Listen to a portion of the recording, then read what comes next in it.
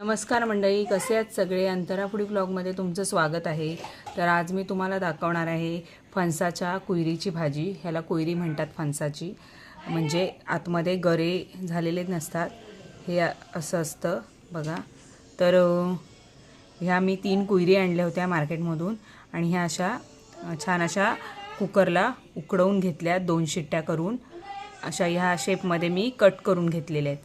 तर आता मी ह्या उकडून झालेल्या आहेत. उकडताना मी पाणी आणि जरासं तेल टाकलेलं, कारण तेलामुळे आपल्या कुकरला जो चिकटपणा धरतो तो धरत नाही. तर आता मी तुम्हाला दाखवते. ह्या 2 शिट्टीमध्ये छान अशा शिजलेल्या आहेत, तर त्या दाखवते कशा साफ करायच्या त्या.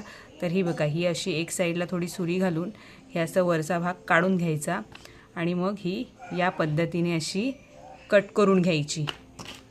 एक दाखवते तुम्हाला.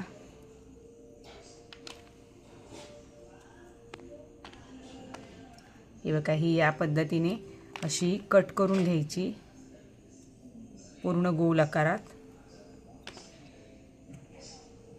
हे बघू शकता, ही आता पूर्ण अशी कट झालेली आहे आणि हा जो साईडचा पोर्शन आहे तो अगदी इझी निघतो. हे बघा, हे बघू शकता, याचा इझी निघतोय. तर तो आता आपण साईडला ठेवूया. आणि हे बघा, हा मधला जो भाग असतो ह्याला पाव म्हणतात. तुमच्याकडे काय म्हणतात ते मला कमेंटमध्ये मला सांगा. तर हा घ्यायचा नाही. हा घेतल्यामुळे कडवटपणा येतो भाजीला, तर हा मी बाजूला काढून टाकणार आहे. आता याच पद्धतीने मी सगळ्या ह्या कुयरीची भाजी आहे ही अशी साफ करून घेणार आहे आणि साफ केल्याच्या नंतर तुम्हाला पुढच्या प्रोसेससाठी दाखवते काय करायचं ते. बघा मंडळी, आपली या पद्धतीने ही सगळी भाजी अशी साफ करून झालेली आहे आणि आता मी तुम्हाला दाखवते. ही असे तुकडे जे आहेत ते आपण हे असे चुरून घेणार आहोत. अगदी हातावर सहज होतात ते. हे बघू शकता, या पद्धतीने हे असे सगळे. आणि ते हाताच्या साहाय्यानेच होणार. तुम्ही मॅशरच्या वगैरे साहाय्याने करायला गेलात तर ते होणार नाहीत, कारण ते थोडेसे असे कडकसर पण असतात. तर हे या पद्धतीने हे असे बारीक तुकडे करून घ्यायचे आहे, म्हणजे थोडक्यात चुरा करून घ्यायचा आहे. हे बघा, अगदी सहज होत आहेत. जोर लावायची गरज लागत नाही जास्तीची. तर ही मी तुम्हाला एक दाखवते या पद्धतीने. हे बघा, हे असे चिवडा जो असतो त्या पद्धतीने हे असे बारीक करून घ्यायचे. तर मी आता हे सगळे असे हे बारीक करून घेणार आहे. तुम्ही देखील आणलात तर ही अशी या पद्धतीने बारीक करून घ्या. मंडळी, आपली सगळी भाजी ही चुरून झालेली आहे आणि आता आपण फोडणीला घालूया. तर फोडणीसाठी मी पातेलं गरम करत ठेवलेलं आहे आणि त्यामध्ये तेलसुद्धा गरम झालेलं आहे. तर यामध्ये मी आता हे उभा लांब चिरून घेतलेले 4 कांदे घालणार आहे. बघा,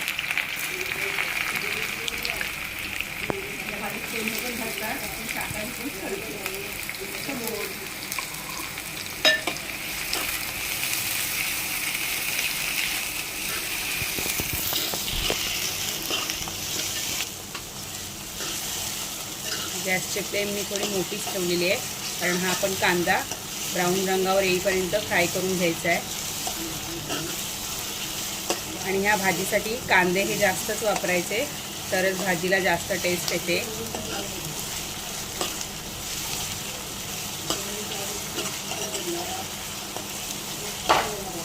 आपला थोडा थोडा लाल होत आलेला आहे. यामध्ये मी आता ही हिरवी मिरची घालणार आहे. तर मी हिरव्या मिरच्या ह्या 4 घेतलेल्या आहेत, कारण त्या तिखट नाही आहे. तिखट असतील तर 2च घालायच्या आणि त्या पण आपण मस्त. आता आपला कांदा आणि मिरची लाल झालेली आहे. आता आपण यामध्ये टोमॅटो घालूया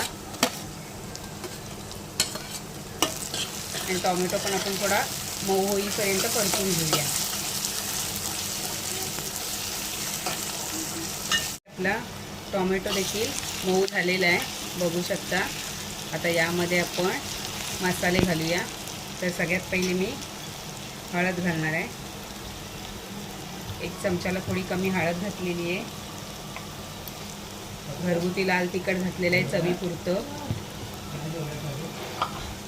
गरम मसाला घातलेला आहे 1 छोटा चमचा. 1.5 चमचा मी गरम मसाला घातला आहे आणि 1 चमचा मी मीठ घातलेलं आहे. आणि हे आता एकजीव आपण करून घेऊया. आणि यामध्येच ही आपण भाजी घालून घेऊया. ही मी शाकाहारी भाजीच बनवते. यामध्ये कोलिंब देखील घालतात. लवकरच कोलिन घातलेल्या भाजीचा पण व्हिडिओ मी अपलोड करेनच.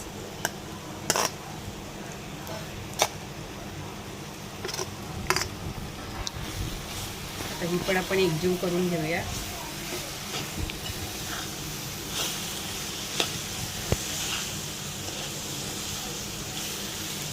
हे बघू शकता, पाणी अजिबात घालायचं नाही ह्या भाजीवर. झाकण ठेवून गॅसची फ्लेम एकदम मंद करून अशीच एक 2-3 मिनिटावर ही शिजवून घ्यायची आहे, कारण आधी उकडताना ही पूर्ण भाजी शिजलेली असते. हे बघा किती मस्त कलर आलाय.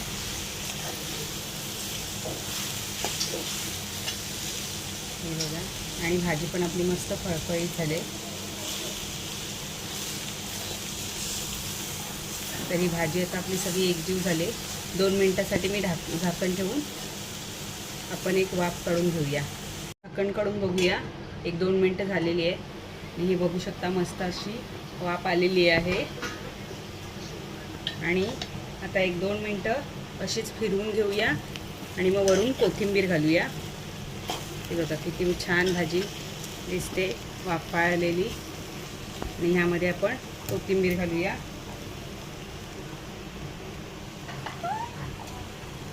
बघा कशी छान कलरफुल भाजी दिसते. आणि ही आपली भाजी आता रेडी आहे खाण्यासाठी. तर ही तुम्ही भाकरीबरोबर किंवा भाताबरोबर खाऊ शकता. पण कुठल्याही नाचण्याची असो किंवा तांदळाची किंवा ज्वारी बाजरीची भाकरीबरोबर खाल्ली तर खूप टेस्टी लागते ही भाजी.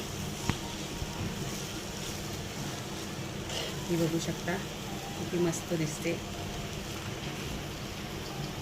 आणि आता आपण गॅस बंद करूया.